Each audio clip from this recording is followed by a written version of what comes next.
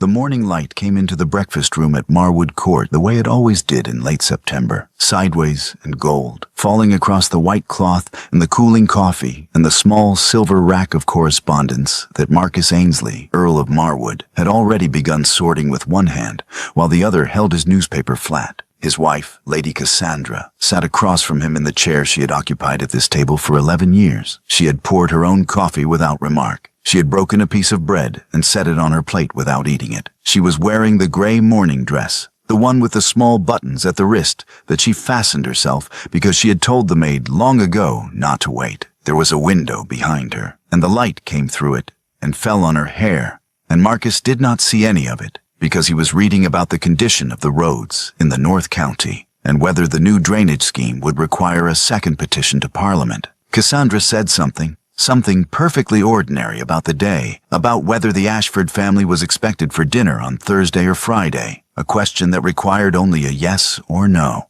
Marcus did not lower the newspaper. He did not look up from the correspondence. He said, in the flat and automatic voice of a man registering mild inconvenience, the way a man says the weather has been too damp, the way a man says the soup was oversalted, he said, I am tired of seeing your face. The room went very quiet. Cassandra set down her cup. She did it with precise, unhurried care. The small porcelain click of it against the saucer was the only sound. And she sat still for exactly 2 seconds, which was long enough for the footman near the door to look at the floor and for the young cousin visiting from Wiltshire to go entirely rigid over his eggs. Then she said, in a voice that was perfectly level, with the unhurried delivery of a woman who has already decided, then look elsewhere. Marcus looked up. He raised his eyes above the top edge of the newspaper, and he found that she had already risen, not quickly, not dramatically, but with the same complete and finished calm with which she had set down the cup. And she was folding her napkin, and she was placing it beside her untouched bread. And there was something in the way she moved, something in the set of her shoulders and the direction of her attention, that made it clear she had already left the room in every way that mattered before her body had followed. She walked out. The footman did not move. The cousin did not speak. The newspaper was still in Marcus's hands, held open at the same page, and he sat looking at the doorway where she had been. The empty doorway, the pale corridor beyond it, the morning light continuing its indifferent progress across the floor. And he found, in that moment, that he could not reconstruct the last time he had truly looked at her, not glanced across the table, not registered her presence as a fixed point in a room, looked at her the way you look at a person you have chosen, the way you look when you want to see. He tried to find it. He set down the newspaper, and he tried, genuinely, to locate it in memory, the last time he had given her his full attention, and the effort produced nothing he could name with any certainty. A dinner, perhaps, 2 years ago, when she had worn the blue. But had he looked at her? Or had he simply been aware of her? A morning in the garden, 3 years ago. But he could not be sure it was her and not the head gardener he had been watching. He sat at the table where the coffee was cooling and the bread sat untouched on her plate, and the footman was still looking at the floor, and Marcus found that he could not, with any confidence, describe his wife's face. He had said he was tired of seeing it. He could not bring it to mind. The cousin from Wiltshire, a young man of 22 with the social instincts of a startled deer, quietly excused himself and left the room. And Marcus remained at the table alone with the cooling coffee and the folded napkin, and the question he could not answer, which was, when had he last looked, and what had he seen? He did not know. He genuinely, in that sunlit breakfast room, did not know. The story does not begin there, though it arrives there. It begins 11 years earlier, in the spring of 1843, when Cassandra Verrall, 27 years old, the second daughter of a Herefordshire clergyman with more books than income, and a lively, specific intelligence that had nowhere particular to go.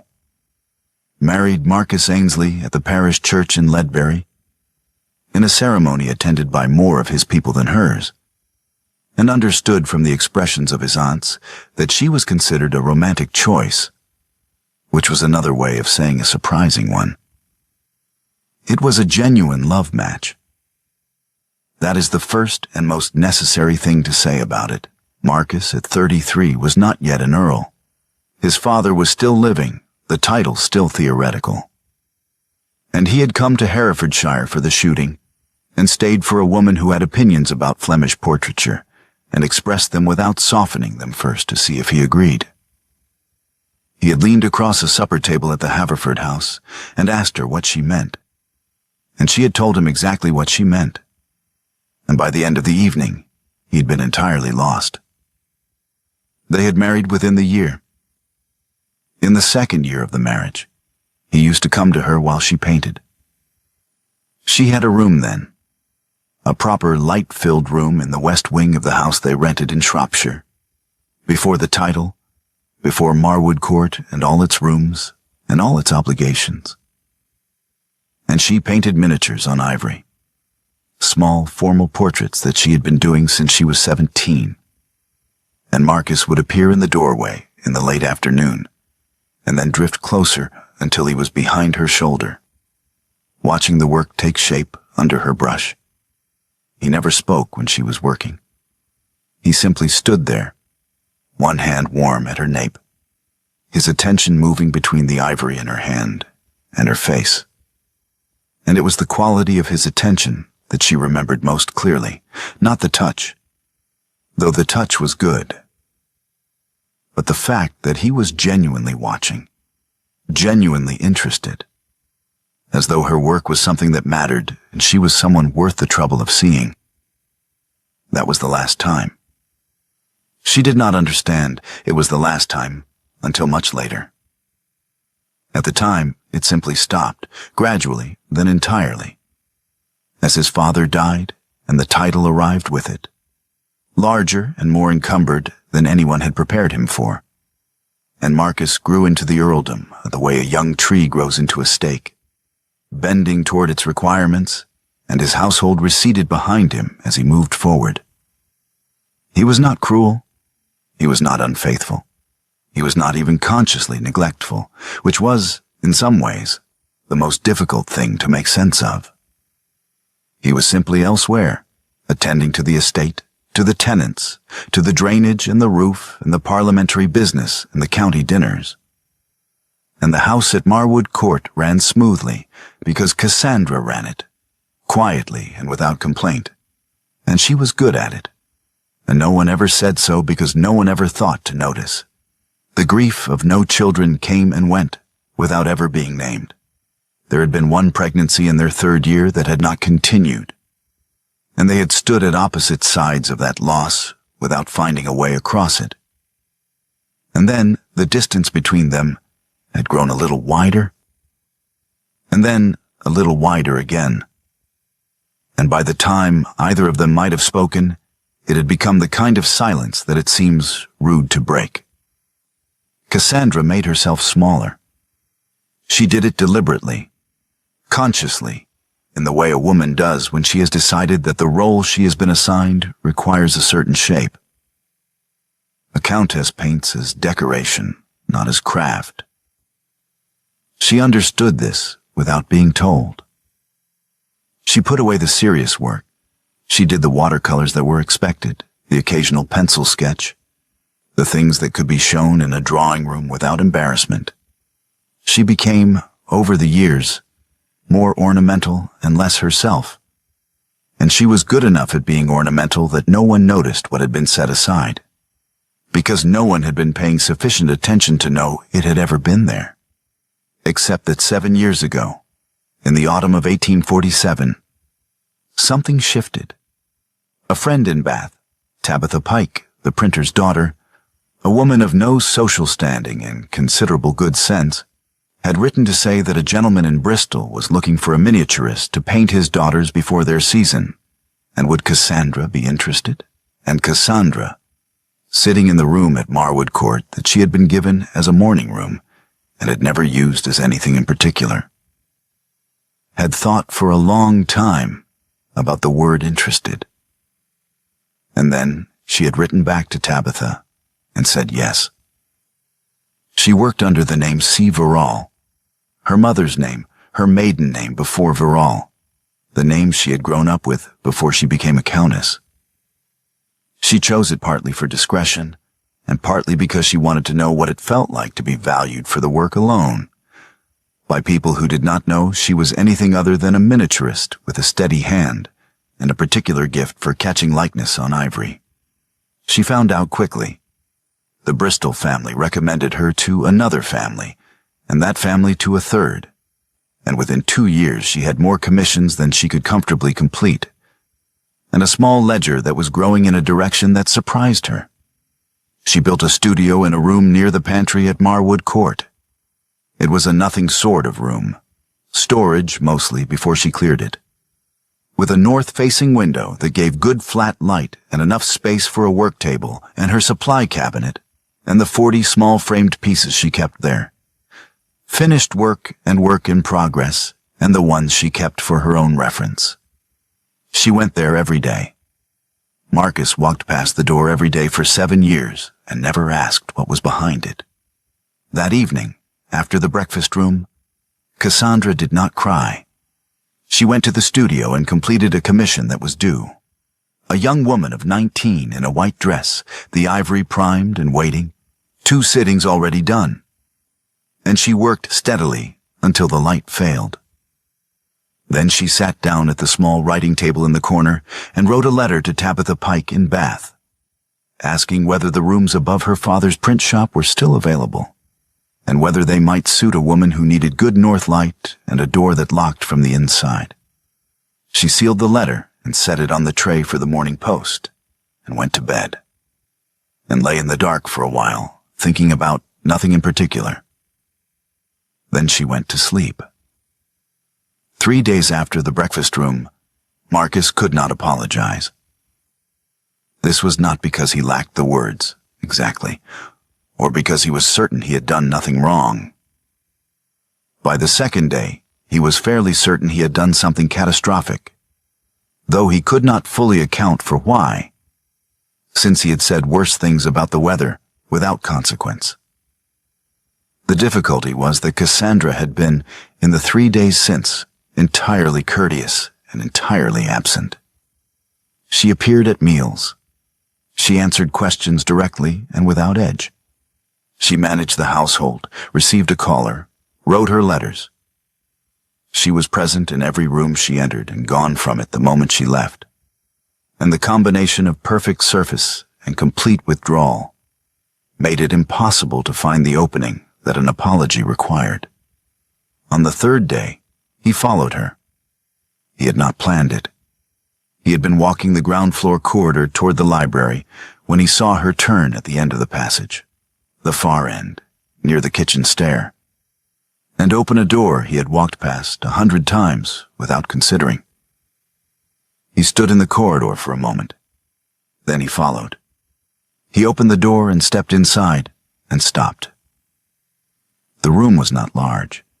The north window threw a clean, even light across a work table that held brushes and glass jars, small ivory oblongs in various stages of completion, a palette of colors ground fine as powder, and a magnifying glass on a brass arm. The walls held 40 miniature portraits in small gilded frames. Men and women and children, all rendered on oval ivory with a precision that was, even to Marcus's unpracticed eye, something beyond ordinary accomplishment. On the shelf beside the work table were 2 stacks of letters, tied with cord, addressed in various hands, to C. Verrall. On the floor beneath the shelf sat a leather ledger, closed, with a year stamped on the spine, 1847. There were 6 more behind it. Cassandra was standing at the work table with her back to him, closing a small brush case. She had heard him come in. "Who is C. Verall?" Marcus said. Cassandra set the brush case down and turned around. She looked at him with the particular quality of attention she brought to things she was studying. Measuring, precise, without judgment and without warmth, and said, "I am. For the past 7 years." Marcus looked at the letters. He looked at the ledger. He looked at the 40 faces on the walls, and then he looked back at her. "You have been painting these?" he said. "And selling them?" "Painting them and being paid for them, yes," Cassandra said. "There is a distinction, though it may not matter to you. You used a different name." "Verall was my mother's name before she married. I used it because I wanted to know whether the work was good enough to be wanted on its own terms." She paused. It was. Marcus moved further into the room. He looked at the faces more carefully, the care in them, the light, the way each one seemed to have caught not just a likeness, but a specific quality of attention in the subject, as though the painter had waited for the moment when the person forgot to perform themselves. He stopped in front of a small framed piece, hanging alone near the door to the cabinet, slightly apart from the others. It was his mother. He had commissioned it 3 years ago through his London agent, a memorial portrait from a description and an earlier painting, because his mother had died before he thought to have a proper miniature done. The agent had found him an artist. The work had arrived by post, wrapped in cloth, and Marcus had unwrapped it and stood in his study for a long time before he hung it on the wall, because it had caught something, a quality of expression, a particular light in the eyes, that he had not expected from a commission arranged at a distance, through an intermediary, from a woman his agent had never met. He had stood before it more than once. He had found it comforting in the specific way that good likenesses are comforting. The sense that someone who understood the subject had been paying attention. He understood now who had been paying attention. "This is yours," he said. He was not asking. "You commissioned it through Mr. Farrow's office," Cassandra said. "He engaged me as C. Verall. You never knew whose work it was because you never asked." The room held a silence of a different order than the one at breakfast. Not the silence of shock, but of reckoning, the kind that settles rather than strikes. Marcus stood before his mother's portrait and felt the full weight of what he had not done settle over him. Not dramatically, not in a rush, but with the steady, irresistible pressure of something true. "I admired it," he said. "I have always admired it." "I know," Cassandra said. "You told Mr. Farrow it was the finest work you had seen in years. He wrote to tell me." She picked up the brush case again, not unkindly. "I thought you might like to know that." By the end of that week, Cassandra had packed her brushes and her ivory stock and her ledger and the old traveling shawl of his that she had borrowed once for a cold journey and never returned. She wrote a brief, formal letter to Gideon Cole, Marcus's brother-in-law, the family trust's administrator, informing him that she was removing to Bath for a period of indefinite duration. She did not ask permission. She did not provide reasons. She addressed the letter to Cole, rather than to Marcus, because Cole was the person whose practical objections would require management. And because writing to Marcus felt, at that particular moment, like a conversation she did not yet know how to have. She left on a Tuesday morning, while Marcus was in the East Field with the bailiff. Bath in late summer had a particular quality that Cassandra had always found useful. The light was good. The society was active enough to provide sitters and distracted enough not to ask too many questions. And Tabitha Pike was there, which meant there was someone to eat supper with who would not require her to explain herself. The rooms above Pike's print shop were on the first floor, with the north window she had asked about and a small sitting room that smelled of linseed oil from the workshop below, which Cassandra found not unpleasant. She set up her work table on the second day and began a commission that had been waiting 3 weeks. The work came out better than it had in years. She understood why without having to examine it too carefully. The studio at Marwood Court had been hers in name, but not in fact. It existed at the edge of someone else's house, subject to someone else's schedule, always at risk of being the thing that was set aside when the household required something. The room above Pike's was hers in every practical sense. The clients who came to her there knew her as C. Verrall and nothing else. They sat for her and spoke to her about their families and their small concerns. And she listened and looked and translated what she saw into ivory. And they paid her and went away satisfied. And not one of them knew or cared that she was a countess. Tabitha came up most evenings with bread and news, and Cassandra found to her own mild surprise that she was content. Marcus wrote in the second week. The letter was formal and stiff, correct in every particular, which was its own kind of indictment. And it said, in careful language, that he hoped she was comfortable, and that he trusted the rooms were adequate, and that he remained, etc. Cassandra read it twice, set it on the shelf, and went back to work. He wrote again in the third week. This one was less formal, the sentences shorter, the language more direct, as though he had started 3 times and abandoned the careful phrasing each time. He said that the house was quiet. He said that he had been in the studio, her studio, and looked at the work on the walls, and that he had not understood before how much of it there was. He said he did not know what to say, which was, Cassandra thought, probably the most honest sentence he had written to her in years. She set that one on the shelf beside the first one. He arrived in Bath without writing to announce it. She was in the studio on a gray October morning when Tabitha came up the stair with an expression that managed to be both apologetic and entertained. "There is a gentleman in the street," Tabitha said. "He has been standing there since 8:30. I thought you ought to know before he freezes entirely." Cassandra looked out the window. Marcus was standing in the narrow street below with his hat in his hands, which was not a natural posture for him, and the coat he had on was not warm enough for the weather.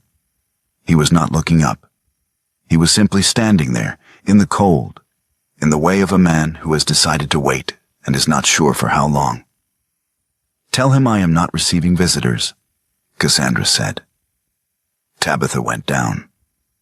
Cassandra returned to the ivory on her table. An hour passed. She did not look out the window again. Another hour. When she finally came down the inner stair to send him away properly, she found him still in the narrow stairwell. He had come in from the cold at some point, or Tabitha had let him in, she was not certain. Sitting on the third step with his back against the wall and his hat on his knee, pale from the cold, stiff in the way a man gets when he has been still too long in low temperatures, and clearly without food. She stood in the doorway and looked at him. He looked back at her. She did not speak. She went back inside the room, and she came back a moment later with the old traveling shawl, his shawl, the one she had taken from Marwood, gray wool and worn at one corner, folded into a square. She set it on the step beside him, without handing it to him directly, without touching him, and then she went back upstairs. She heard him pick it up. A few minutes later, she heard the street door open and close. He wrote again. This time the letter asked for 1 hour in the studio. Not conversation, not explanation. 1 hour, on her terms, to be of whatever use she would allow. Cassandra read it at the work table with the morning light coming through the north window, and she thought about it for longer than she would have admitted to Tabitha. Then she wrote back her reply. Tuesday, at 2 o'clock. Bring nothing. He arrived at 2 o'clock on Tuesday, with nothing. She set him to grinding pigment. "This is the Muller," she said, placing the heavy glass instrument in his hands. "And this is the slab. You work in circles, even pressure, not too fast. The color wants to be fine enough that you cannot feel the grain when you rub it between your fingers." Marcus looked at the Muller with the expression of a man accustomed to directing operations rather than performing them. And then he looked at the small mound of raw pigment on the slate slab, and he set to work. His technique was immediately poor. Too much pressure on one side, the circles uneven, the pace variable in a way that produced inconsistent results. "Like this," Cassandra said, and she stepped forward and placed her hands over his, adjusting the angle of his wrist and the distribution of weight. She held his hands over the stone for a moment longer than the instruction required. Not much longer, only a few seconds, but enough that it was clearly something other than instruction. And then she stepped back. Neither of them said anything about it. He came back the following Tuesday, and the one after that. She gave him an hour each time, and he ground pigment, and gradually, with visible effort and the specific awkwardness of a man attempting a skill he has no natural aptitude for. He began to ask her questions. Not social questions. Not the polite inquiries of a man performing interest. Real questions, with pauses before them that suggested he had thought about whether to ask. "How do you choose who to paint?" he asked on the third Tuesday, his hands working the Muller across the slab. "I look at faces," Cassandra said, priming a fresh sheet of ivory at the table. "Most people have one face they show in public and another that appears when they forget to manage it. I wait for the second one." Marcus considered this. "And the sitters, do they know which face you've caught?" "Sometimes," Cassandra said. "The ones who do tend to come back." He waited for the full answer. He did not move past it to the next thing. Cassandra noticed this. She noticed it the way she noticed the light changing on a subject's face, as a fact that required registration. And she did not say anything, but she stopped watching the clock. It was Tabitha who let it slip, on an evening in late October when she came up with bread and a letter from the London engraver that she had, perhaps deliberately, already opened. "He wants the full set," Tabitha said, setting the letter on the work table with the bread. 12 of the best pieces, reproduced as prints. He says there's a market for them in 3 counties, maybe more. And he wants a frontispiece, your name, and a portrait of the artist. She paused. "Your actual name, he means. Or whatever name you want attached to the work publicly." Cassandra looked at the letter. "He says the distribution would go to Bath, Bristol, Cheltenham, and the county circuit," Tabitha continued. "Which includes, if I am not mistaken, the circuit where Lord Marwood dines." "You are not mistaken," Cassandra said. Tabitha sat down. "You have until tomorrow morning," he says. "He's got another miniaturist interested if you decline." Cassandra set the letter down and looked at her work table. The ivory pieces in their frames, the brushes in their jars, the 7 years of accumulated work that had been made in the margins of another life, and it turned out to be the life itself. She had one evening to decide whether to step into the light or to step back from it, whether C. Verall would remain a name known only to clients and the occasional agent, or whether it would become public. A face attached to it, a history, a countess who sold her labor and was not ashamed of it. She was still thinking about it at 3 in the morning. The candle had burned low, and she was working, not on the commission, which was finished, but on a new piece she had started without a commission, a portrait of no one in particular, just the practice of looking closely at something, when she heard the step on the stair. Not Tabitha's step. She knew this step. Marcus appeared in the doorway. He had clearly not slept.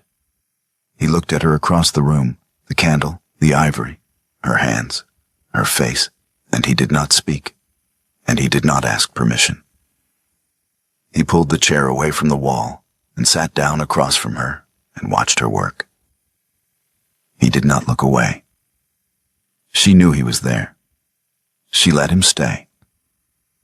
She worked on the piece before her with the candle burning low and the street outside going quiet and the print shop beneath them still. And Marcus sat across from her and watched her hands and her face with the full, uninterrupted attention of a man who has finally understood what he failed to do and is doing it now with everything he has. He never touched her. He never spoke. He stayed until the light came up pale through the north window, and she set down her brush. And then he stood and left. And Cassandra sat for a moment in the early morning light and looked at the piece she had been working on. She went downstairs and knocked on Tabitha's door. "Tell the engraver yes," she said. Gideon Cole arrived in Bath on a Thursday, which meant he had received her letter to Marcus and had come without being asked, which was entirely characteristic. He was a precise, well-dressed man of 50 who administered the Marwood Trust with considerable competence and a very clear sense of whose interests he was administering. He sent a note to the rooms above Pike's requesting a meeting at the assembly rooms the following morning. And Cassandra, who had been expecting something of this sort, agreed. She wore the dark green dress. She arrived on time. Cole was already there, standing near the window with his hands behind his back, and he wasted very little time. "Lady Marwood," he said, "I will be direct because I believe you prefer it." "I do," Cassandra said, and sat down without being invited to, which she could see he registered. "The engraving commission," Cole said. "A frontispiece bearing your name and likeness, distributed across 3 counties, advertising your work as a paid miniaturist. You understand the difficulty." "Tell me the difficulty as you see it," Cassandra said. Cole sat down across from her and folded his hands on the table. "A countess who trades publicly, who is known to trade, damages the family name in ways that have practical consequences. The estate's trust carries credit lines secured against the Marwood name. If that name becomes associated with commerce in the popular press, and it will, Lady Marwood, these prints will be discussed. Those credit lines become vulnerable. I am not speaking of social embarrassment. I am speaking of the financial instrument that funds the drainage project, the roof works, and the tenant improvements that Marcus has spent 6 years building." Cassandra looked at him for a moment. "That is a more sophisticated argument than I expected," she said. "I want you to know I recognize it as such." "Then you will withdraw the commission," Cole said. "No," Cassandra said. "I will not." She placed her hands flat on the table.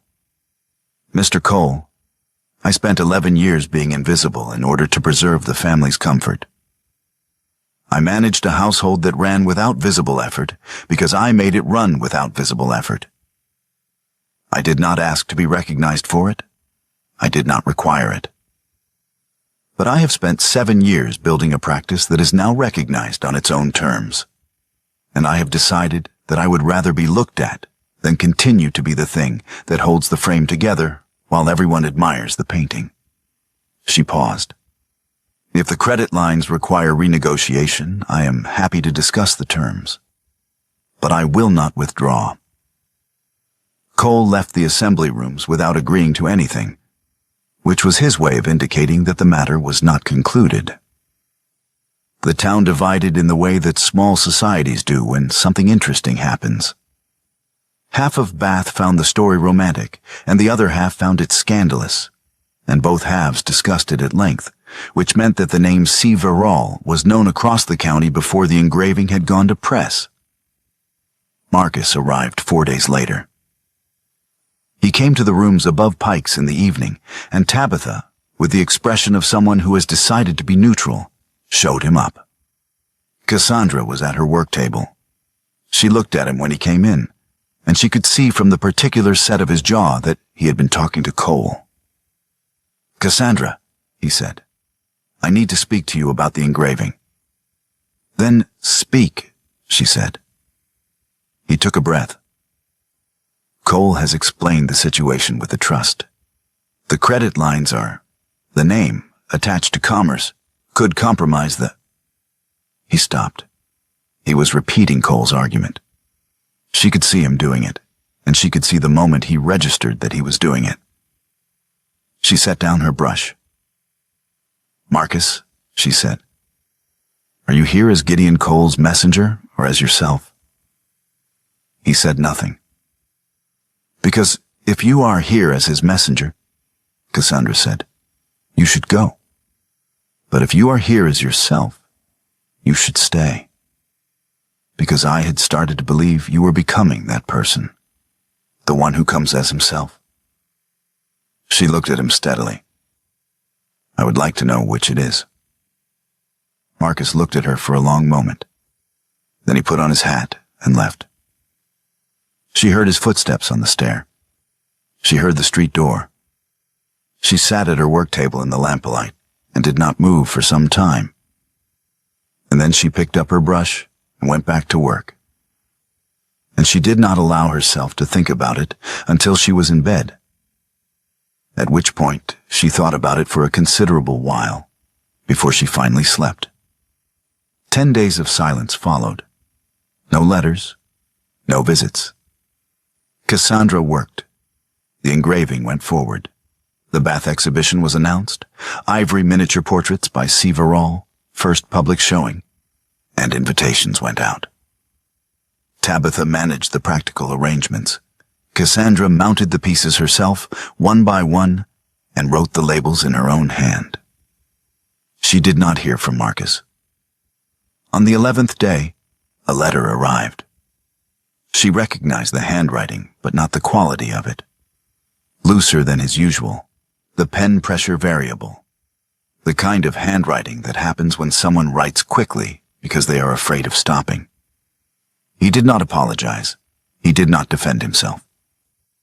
He wrote, "I have spent a week trying to recall your face from memory, and I cannot do it. I have tried in the morning and at night and in the study where your mother's portrait hangs, and I can bring nothing to mind with any certainty. I do not know if this makes sense to you as a confession, but it is the only true thing I have to offer. The blankness where your face should be is the full measure of what I did not do. I am not asking you to return to anything that existed before. There is nothing in what existed before that is worth returning to. I do not know what I am asking. I wanted you to know that I understand, at last, what the word nothing means when it is what a man has given." Cassandra read the letter twice. She set it down on the work table beside the piece she was finishing, the last piece for the exhibition, a young woman of 23 who had sat for her 3 times with great patience and very good cheekbones.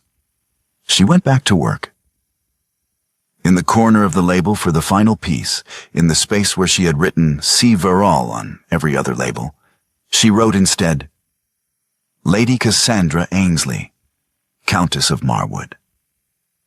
She looked at it for a moment. Then she picked up the piece and carried it to the mounting board. The exhibition opened on a Friday afternoon in November, in a long room above a tea shop on Milsom Street that Tabitha had arranged through a connection of her father's. The light was good. Cassandra had inspected it twice. And the pieces were hung at eye level on pale cloth, each one with its small handwritten label. And by 4 o'clock the room was full of people who had come partly for the art and partly for the story, because by now everyone in Bath knew the story, or a version of it. Cassandra stood near the door and received people and answered questions and accepted compliments with the particular grace of a woman who has decided that being seen is not the same as being exposed. Tabitha circulated with a plate of small cakes, and the satisfied expression of someone whose instincts have been vindicated. Marcus arrived at 4:30. He came in quietly, without announcement, and he was dressed well, but not conspicuously. And he did not look for Cassandra first. He moved through the room the way he moved through any room, with the measured, unhurried attention of a man who has learned to be present in public spaces. And he stopped in front of the first piece, and then the second, and then moved on. And Cassandra watched him from across the room and did not approach. He stopped in front of his mother's portrait.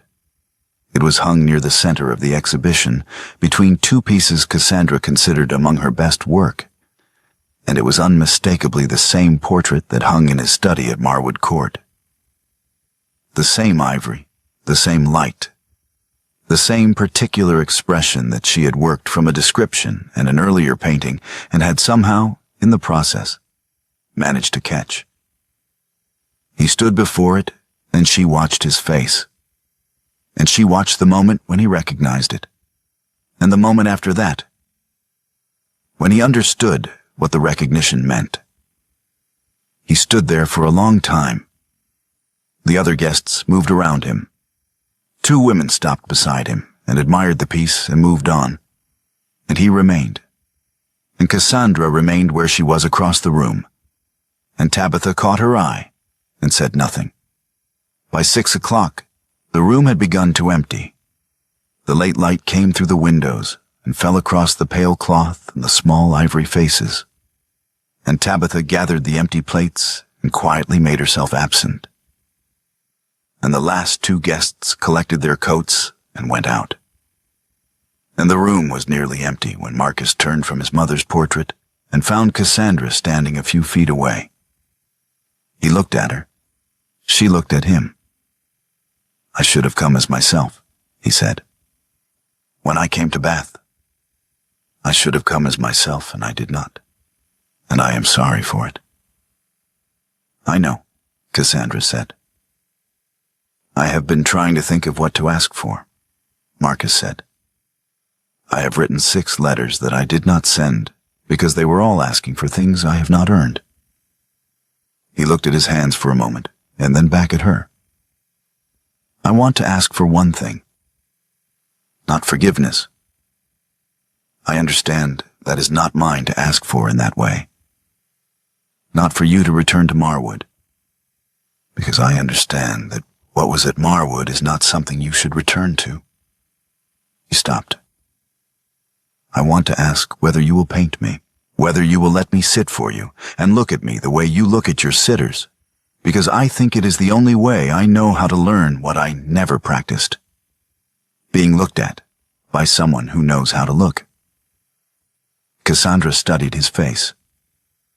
She did it the way she studied any subject, with the unhurried, precise attention of a woman whose professional practice was built on the ability to see clearly what was in front of her. She looked at the lines around his eyes, and the way he held his jaw when he was uncertain, and the particular quality of his stillness when he was waiting for something that mattered. She looked at him for a long moment. Then she stepped forward and kissed him once, slowly. It was not forgiveness. It was not reconciliation, not yet. Those were things that would take time and work, and the willingness to be uncomfortable, and she understood that clearly. It was the first thing she had chosen, freely and without qualification, to give him in years. When she stepped back, she looked at his face again, the same steady professional attention, but warmer now, and differently held. "Tuesday," she said, at 2 o'clock. The autumn came in properly after that. The slow, gray, particular autumn of the West Country, with the leaves off the trees and the mornings cold and the evenings settling early into dark. Cassandra kept the rooms above Pike's print shop. She kept her commissions, her clients, and her name on the labels.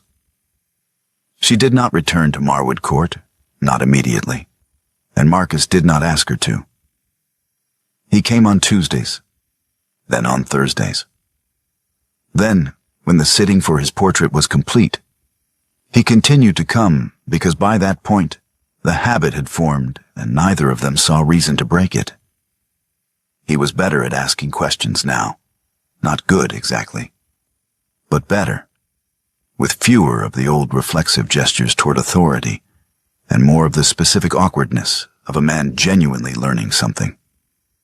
He made mistakes, and she corrected them, and he tried again. And the trying was, she found, the part that mattered. He built up the fire. He learned where she kept the linseed oil and the gum arabic, and he stopped putting them back in the wrong places.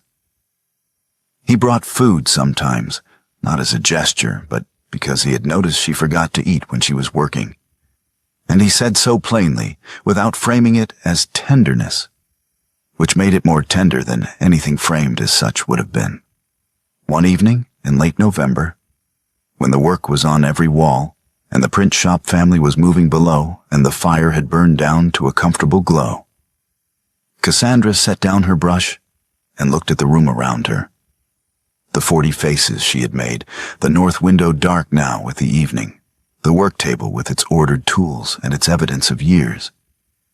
And she felt, with a clarity that was not dramatic and did not require naming, that she was exactly where she had decided to be. Marcus was at the grate, adding the last coal. He looked up when she set down the brush. "Done?" he said. "For tonight," Cassandra said. He looked at her for a moment, the full, unhurried attention that had taken him 11 years and considerable effort to learn. And she let him look, and she looked back. And they were two people who had built something from almost nothing and were not finished yet. And both of them understood this without saying so. In the morning, the studio above Pike's print shop held the pale, early light that came through the north window before the sun had properly risen. The work table was as it always was. The brushes in their jars, the muller on the slab, the cabinet of ivory and ground color. On the tray beside the table, 2 cups of tea sat together on a single tray, still warm, placed there by someone who had come in quietly and not disturbed the work. Beside the tray, a fresh primed sheet of ivory lay ready, its surface pale and smooth and waiting.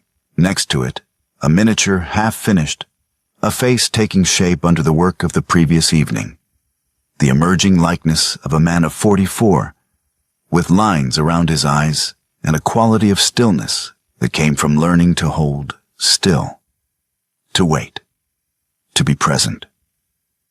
The light was finding the ivory and the color with it, and in the lower corner of the miniature, in the careful hand of a woman who had finally put her name on her work and found it fit there. The signature read, C. Ainsley, not Verrill, not the Countess of Marwood, not the ornament, not the invisible woman who ran the house that no one noticed running. C. Ainsley. Her name, both of them at last, in the same hand.